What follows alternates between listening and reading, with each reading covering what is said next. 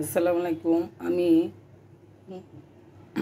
আমগুলো ভালোভাবে কেচে নেওয়ার পর সারা রাত্রি ভিজিয়ে রাখছি চুনের পানিতে। এখন আমি মুরব্বাগুলো বানাবো। এই ডেকটাতে আমি মুরব্বা কালকে বানিয়েছি, এটাতে আমি দিয়ে দিচ্ছি 1 কেজি চিনি দিয়ে দিলাম,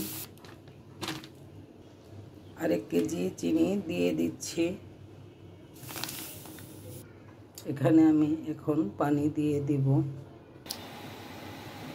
এলাচ, দারচিনি, তেজপাতা দিয়ে দিচ্ছি।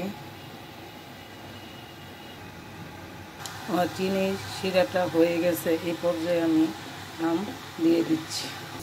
আমার আমগুলো চিনির শিরায় বাড়ছে।